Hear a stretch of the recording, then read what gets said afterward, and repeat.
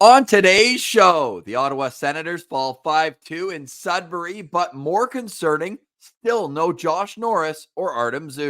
And we continue our organizational value ranking. One of the players is a newcomer, and the other has been on our list the entire time. We'll get into all that and more on today's Locked On Sens.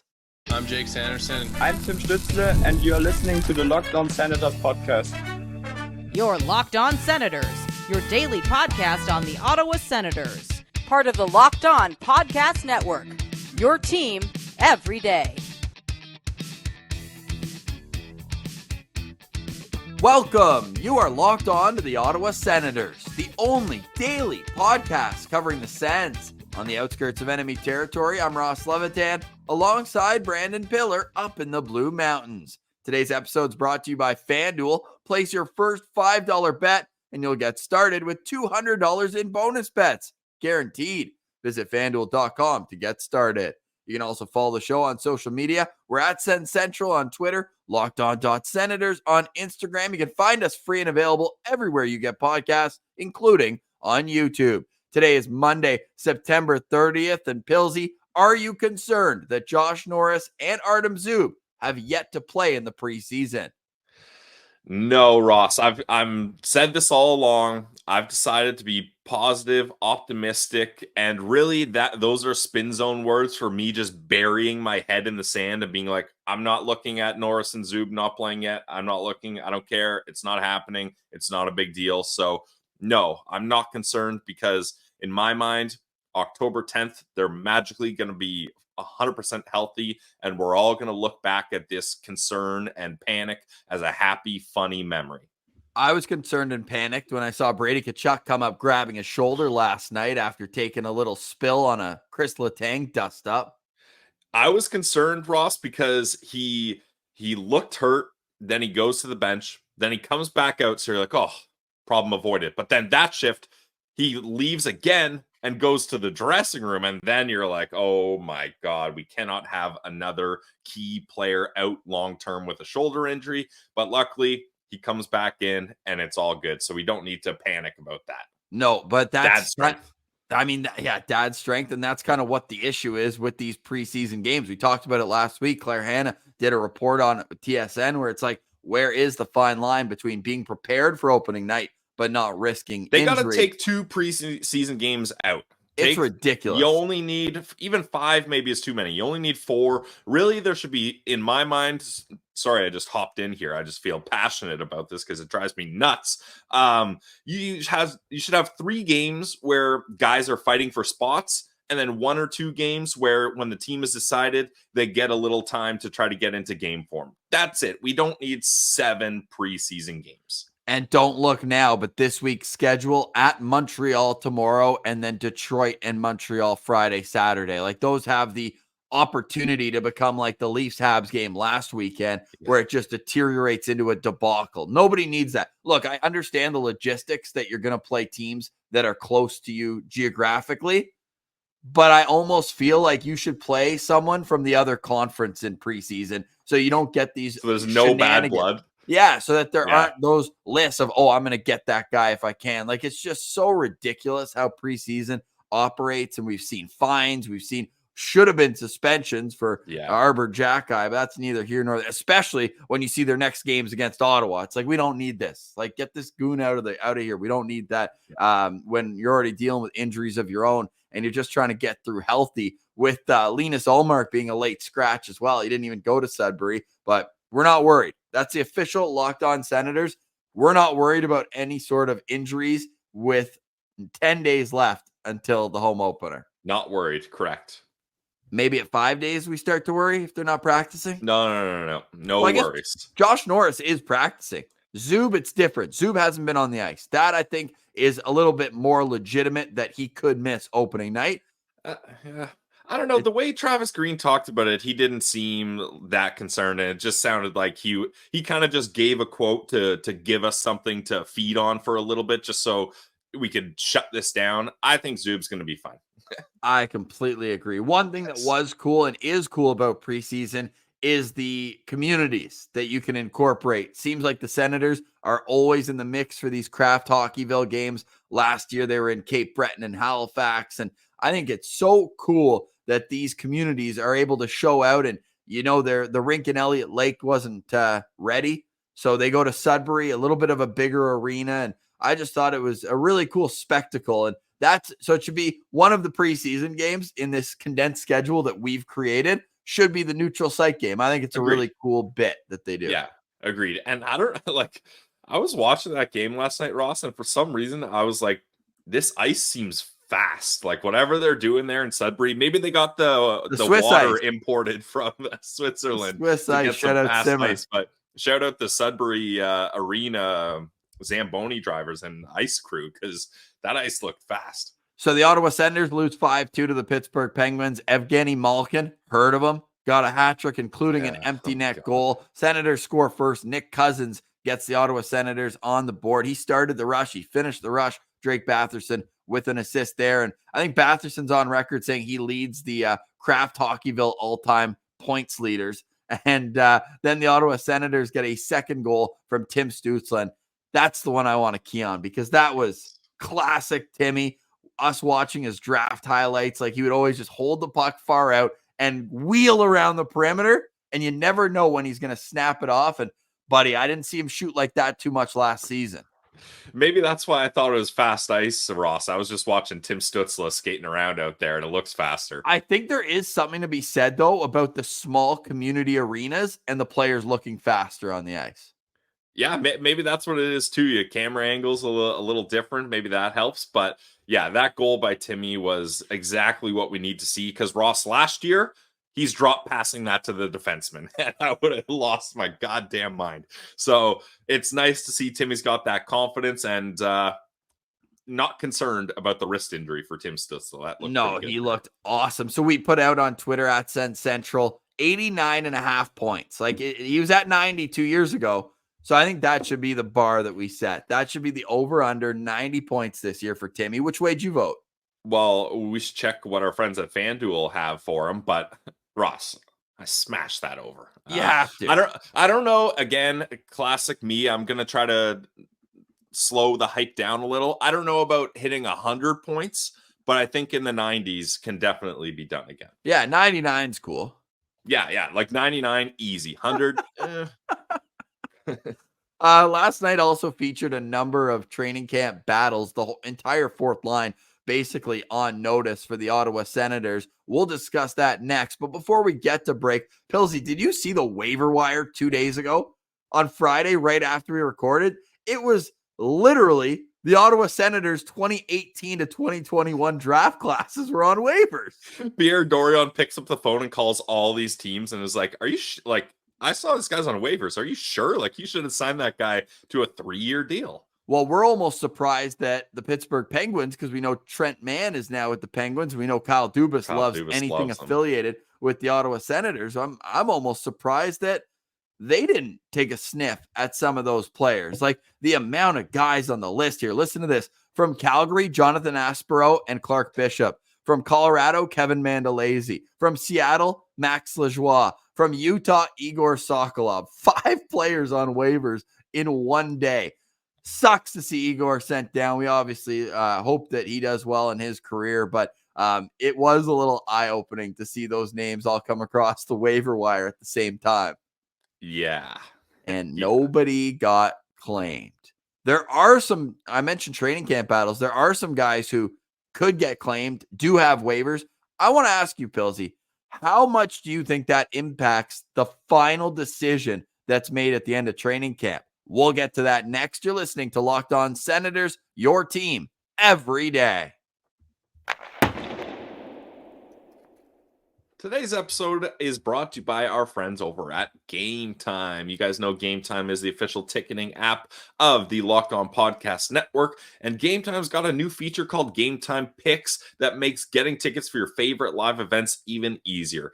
Game Time Picks filters out all the fluff to show you only incredible deals on great seats, so you don't have to waste time searching through thousands of tickets. We pulled up the Sens home opener tickets on Game Time last time. If you still don't have your tickets for the home opener, call your boss, say you're taking the day off work, and go to Game Time and get tickets, because with Game Time, you can get the lowest price guarantee, or Game Time's going to credit you 110% of the difference. They got some of the best customer service in the ticketing industry, all in pricing. If you turn that feature on, you're going to know what it's going to cost you right from the hop. No surprise fees at checkouts, nothing worse than that. And you can see what your seat will look like in the app, so you know the logo's facing the right way, and you're going to be able to watch the game in peace. So take the guesswork out of buying tickets with Game Time.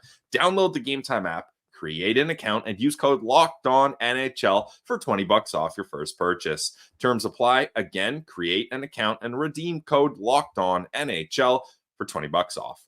Download Game Time today. What time is it? It's game time.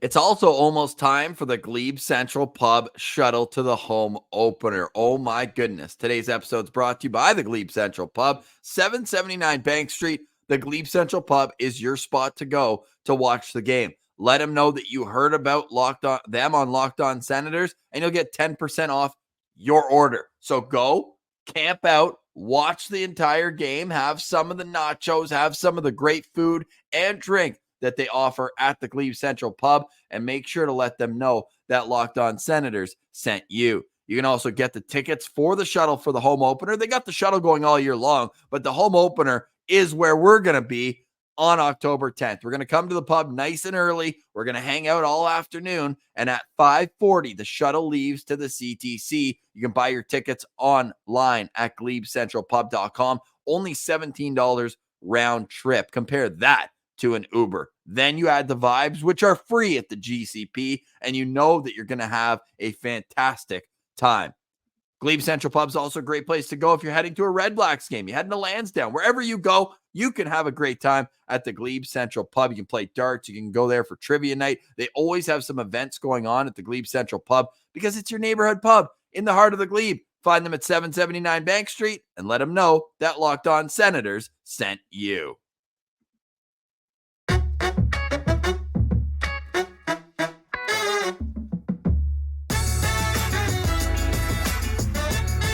All right, Pilsy, my first question to you, because we just talked about the GLEBE Central Pub and how fired up we are to be there in just 10 days from now. By the way, 2 full buses. That's 46 seats per bus. Math guy, 92 tickets. There's only 24 left. All right. My question, though, will my voice be worse than this the day after the home opener? Probably. Give me a yell out Bobrovsky for me real quick. Bob! Okay.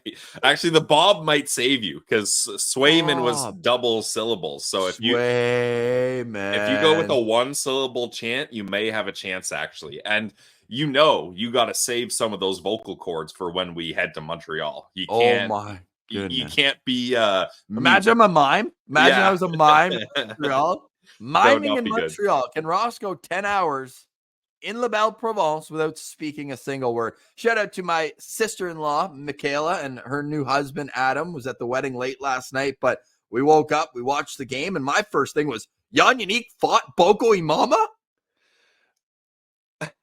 Boko Imama fought Jeník, I think would be a more appropriate way to say that. But that is no disrespect to Jeník. Sticking in there with Boko is one hell of a feat. And he even got maybe 1 or 2 punches in himself, but he took about 7 or 8 absolute haymakers.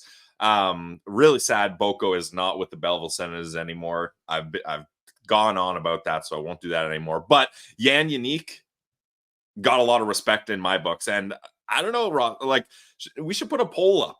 Who is the leading candidate or who has the inside track on the 4th line center job in Ottawa? I still think Jeník is the guy. And that brings me to my next question, because Jeník is the guy who has waivers in need. So does that play a role? If it's a tie, I think you probably lead with the guy who you have no chance of losing, which would be Zach Ostapchuk in this case. Of sending down, you mean? Correct. Yes, yeah. I think that's the play. Jeník is my choice so far, for sure. Is it just between the 2 of those, or would you like any other names on this? Because Noah Gregor is an interesting one, but he's basically only played wing. Yeah, I don't think the Ottawa Senators view him as a center. Okay, so we're going to put up the poll with just those two guys. At the end of the show, we will give you an update on where it's at. For example, Ross, Noah Gregor, his name will be read first when reading the lines as opposed to second. A lot of people on my side. There's dozens of us, but I do qualify, and I know Mitch pointed this out. I always do qualify. This guy is in between. He's in the middle. He's playing center. He's centering. I always have a qualifier, but I will continue to do it wrong in your books. But I like the way that the center leads the charge. But man, I like the way that Jeník is not afraid of anybody or anything. To me, it's a no-brainer that he makes this team. And that is a testament to the pro scouting, which we haven't said a whole lot over the 6+ years we've been doing this show. But Igor goes on waivers 5 days into camp. Jeník's fighting Boko Imama and getting a 4-point game in his first game with the Sens. Yeah, and still fighting for an NHL job. So, yeah, that's what you want to see. Hey, it's close poll, just through 10 votes. So once we get a bigger sample size, we'll add to that. Otherwise, it was a pretty NHL-heavy roster in last night's 5-2 loss to the Pittsburgh Penguins for both sides. Like I talked about Evgeny Malkin's hat trick. Their other goal scorer, Sidney Crosby, had 2. Heard of him. Yeah, I have, actually. I'm spin zoning that loss, though, last night. Last year, the Senators shut out Pittsburgh in preseason 3-0. So I'm all for changing the vibes. Try something a little different. Try something a little different. Who impressed you of the NHL guys who are trying to get up to NHL speed? Well, yeah, I got to give Jeník some props for sticking in there. Honestly, Ross, the only other guy really would be Nick Cousins. He really does not give up on plays, and we saw that with his goal there. I think he's a lock to be a 4th-line winger. I think it's going to be hard for the Sens not to have him there. Well, I've got another lock for you. It probably is a 13th forward. I've liked what I've seen from Zach McEwen this preseason. Yeah. I mean, it should have been McEwen that lined up with Boko. I think that was a mismatch there, but yeah, McEwen. He got Sam Poulin. Yeah. He didn't. So the reason, and if you didn't see the game, the reason why things got a little hairy in the third period is after a whistle, Sam Poulin just decided to go after Tim Stützle of all people. And this is the issue with preseason, right? Like hero trying to be a hero. Same with I don't even know this guy's name. Ray Camp. The guy who tried to fight Brady. Renouf. Yeah, tries to fight Brady. Like that's about enough of that. Yeah, that's enough of that because I don't know. And again, we've said it. We appreciate what those guys are trying to do. You're trying to make a name for yourself. You're trying to stick out. You're trying to be like, I fought Brady Tkachuk. I got under Tim Stützle's skin. I get it. But Renouf's 7 years older than Brady Tkachuk, by the way. Actually? Yeah, he's born in 94. Holy crap. Yeah, so we don't need that. And I'm nervous for what's going to happen when they go to Montreal. Oh, my goodness. Tomorrow, I would almost like Timmy shouldn't play, Brady shouldn't play, G shouldn't play. The top line has had their, 2 games? So give them one of the G back-to-back. can play. They're not going to disrespect G. They would, man. Yeah, you never know. I wouldn't put it past Classless. them. Oh, my goodness. But, hey, it could make for an electric week of content. Yeah, but I want electric weeks of content through the regular season and playoffs, not in the preseason. Through November, in particular, would be very nice. So the Ottawa Senators continuing their preseason tomorrow in Montreal. It's a 7:00 game. We'll have coverage all for you tomorrow morning. Today, a full day off for the Ottawa Senators. I'd say well-earned. They've been pretty busy. Travis Green's had them skating a ton in camp, and now it's time for almost like a quick reset, right? Like, look, you've gone through the rigors of now a week and a half of this. Let's take a full day off. Come back tomorrow. You're single digits away from the first day of the regular season. And you also are about 4 or 5 days left of camp, right? Because they got the Monday, Tuesday, Wednesday, where it'll be the full team practices. Final question, though, on last night's game. Were you surprised that Carter Yakimchuk, who's still with the team at camp, was not in the lineup? Yeah, I was surprised, Ross, especially because weren't you mentioning the Hitmen have their first game on Saturday? Or is it Sunday? No, I think they just played this weekend. Oh yeah, just happened. I got my days mixed up here. There's no days in camp. It's just how many days until the regular season. It's true. Yeah, my bad. Yeah, Happy birthday, by the way. Yesterday, Carter Yakimchuk turned 19. True. Hopefully they got to have a night out in Sudbury, every 19-year-old's dream.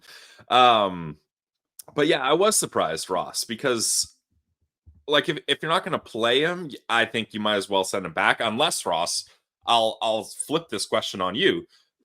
Do the Ottawa Senators not playing Carter Yakimchuk in this game, does that increase his chances that he's going to stay with the big club, or does that not really have an impact on that? I think he plays tomorrow in Montreal. And wouldn't it be something if he puts on a show to the team that passed on him? They passed on Carter Yakimchuk. Fools. Oh, you can be sure we'll be tweeting that if he has a good game against Montreal. But hey, look, and yes, the Calgary Hitmen have now played in 2 games. They're 1-1 in the WHL. But I'll say this, to a point, I think that there's value in him seeing Chris Letang out there for the Pittsburgh Penguins and seeing Crosby and Malkin and having this NHL heavy lineup on both sides. And for Yakimchuk to, in a small community rink, it's not like he's up in the press box in the 400 level at the CTC. I think that you can appreciate and maybe see the game a bit differently, and that could help him. Now, I don't want this to be a theme, but I think for one game, especially after the high that he had been on that week, that maybe a 2-day reset for a young kid is better than a 1 day, like we said, the team's going to have here. So I still think it's a day-to-day, game-to-game situation for Carter Yakimchuk, but I certainly don't think he's taken a step off the gas for what we saw when he was on the ice. So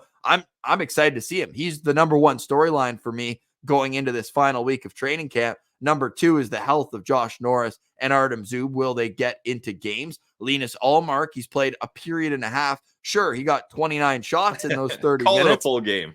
But I would like to see him play a full game. I want to see him start to finish, whether it's Friday or Saturday. I think he has to play one of the last 2. On the other side, are we nervous about Anton Forsberg? 4 goals on 17 shots last night. They had the empty netter beyond that. And we'll get to our organizational value rankings where we've got a new guy. And as Pilsy mentioned, can you believe that Artem Zub is going into his 5th season with the Sens? That's all next. You're listening to Locked On Senators, your team every day.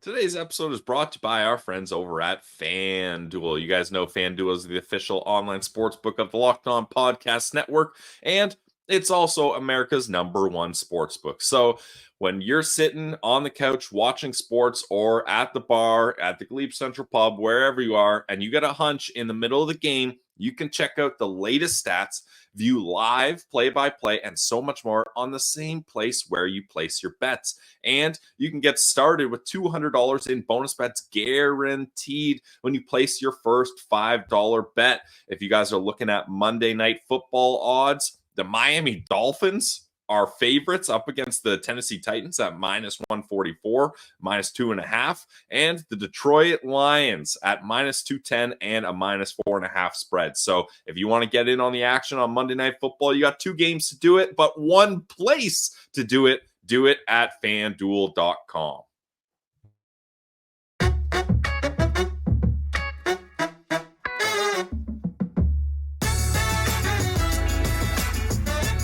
All right, Pilsy, I think we can put this poll to bed.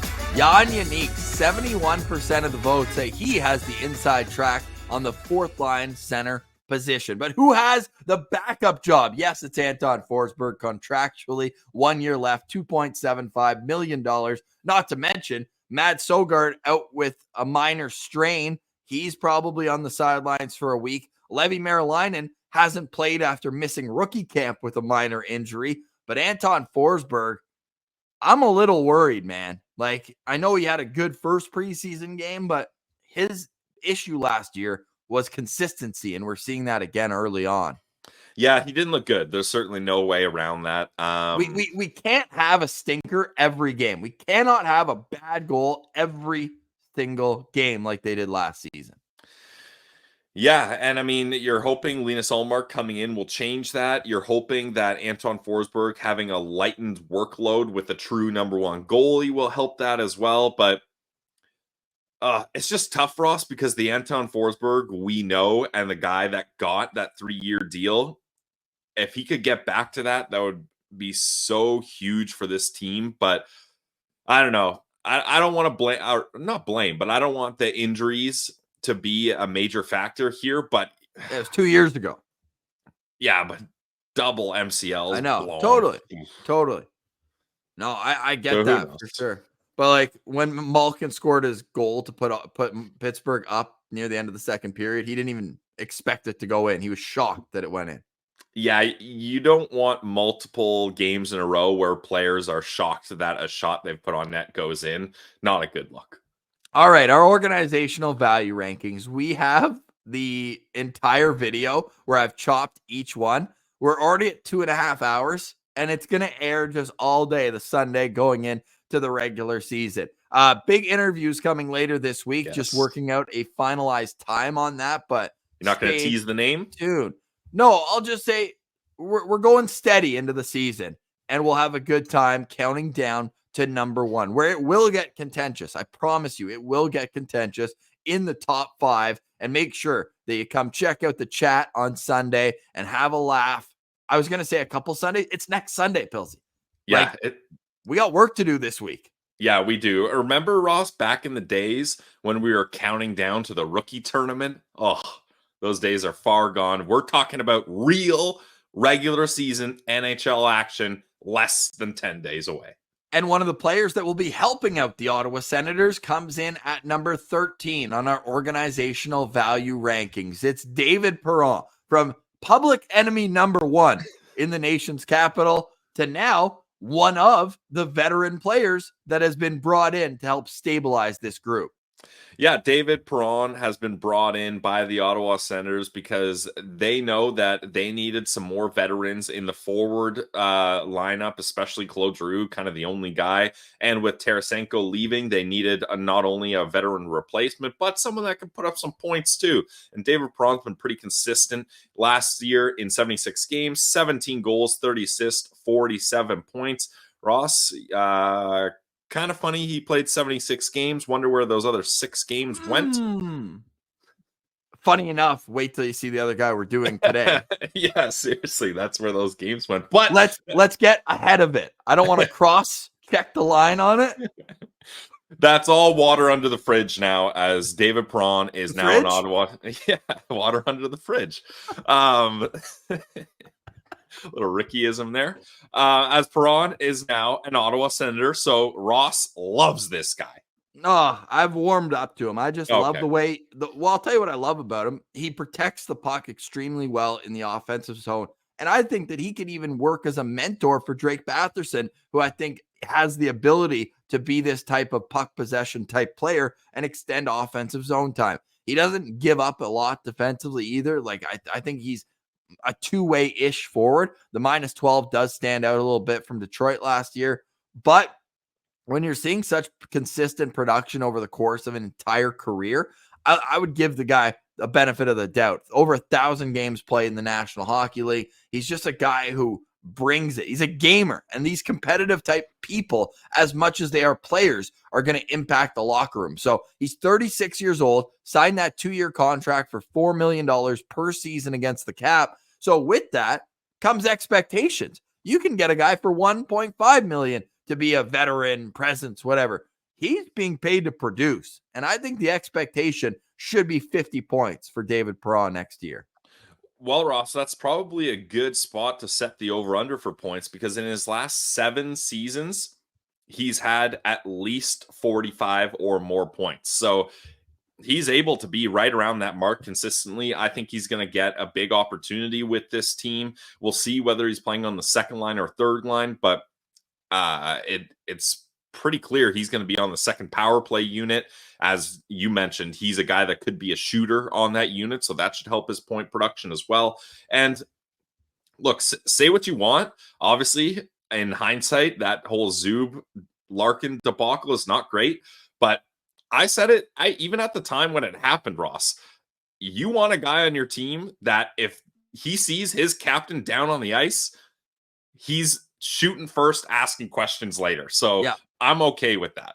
No, and people can go back and listen. I remember you did say that the day that it happened. Yeah. And he's the type of guy that's going to go and I said 1,000 games, make it 1,100. Like, this guy has been around and seen the highs and lows. He's been on bad teams. He's been on amazing teams like the 2019 St. Louis Blues, who were actually both. They were last place at Christmas, and then they won the Stanley Cup. So he's just going to be a stabilizer both on the ice and in the locker room. Looking forward to what David Perron will bring, who makes his debut on our Locked On Senators organizational value rankings at number 13.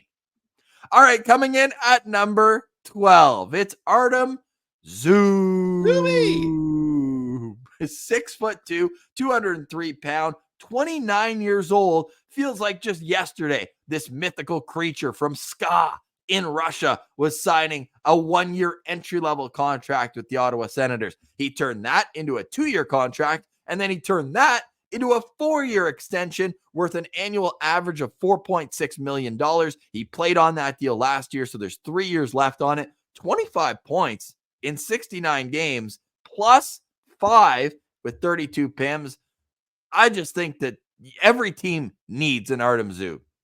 And the Ottawa Senators especially need an Artem Zub. And guess what? They've got one. Thank goodness. Artem Zub has been a very consistent player throughout his time in Ottawa. And Ross, we were talking, he's been here since 2020. So he's seen some rough times in Ottawa. However, never been a minus player in plus minus. +4, +1, got close, +2, +5, but never a minus player on some terrible defensive teams is a testament to how good Artem Zub is defensively. And how consistent he is. Now, we're starting to see a little offense trickle into his game, which for people that are watching this in St. Petersburg, Russia, you're not surprised. This guy was a top offensive producing defenseman in the KHL at 23, 24 years old, scoring double-digit goals, all that. But for him to be able to add a little bit, like if he could get 30-plus points, he was on pace to beat that by a mile last year. I think that this is just an extremely valuable player that you want out on the ice when the games are tight at the end of it. So I'm ecstatic that Artem Zub is here for at least 3 more years. He should be a Senator for life.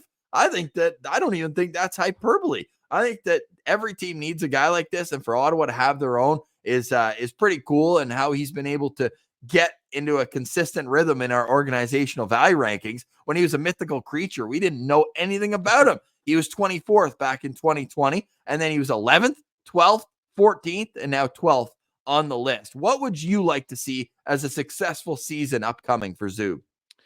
I mean, honestly, Ross, if he just ran these numbers back, like just get obviously a couple more games played without David Perron on the opposite team, he should be able to do that. Don't break your jaw. Yeah.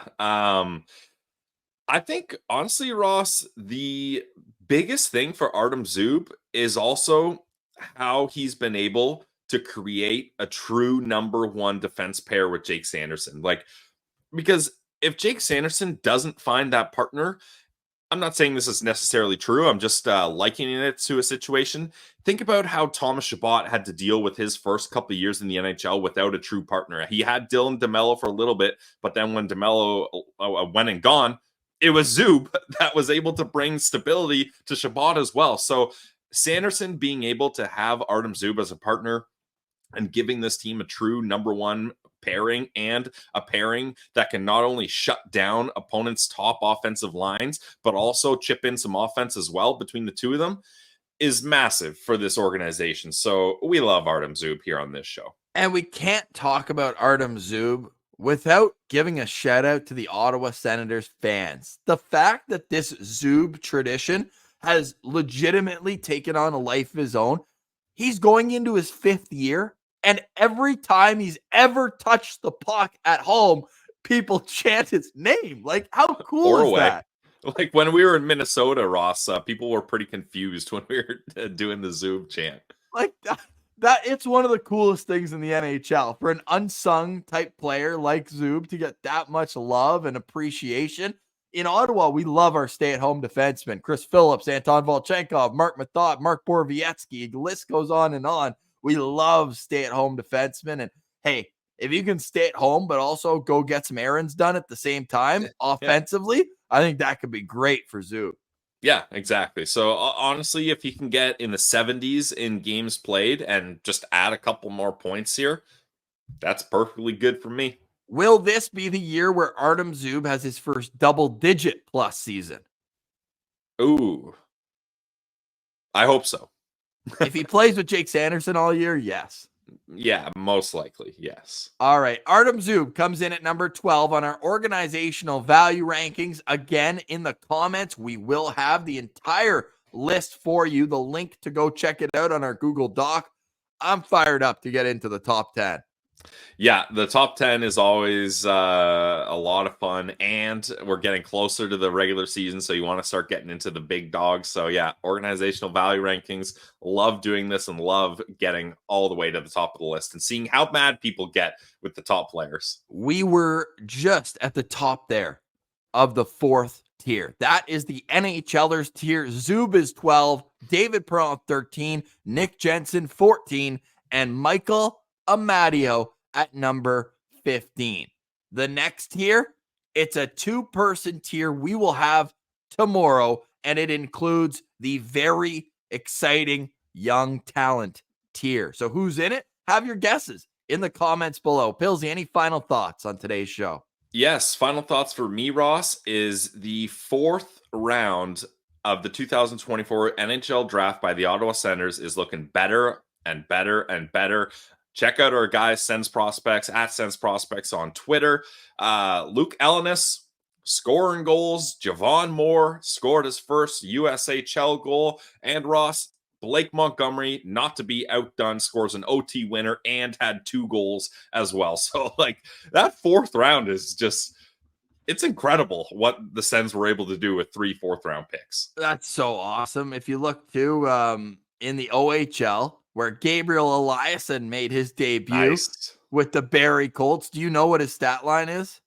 I know he has 6 PIMs in his first game, right? 6 PIMs in his first game, added another 2 in his second game.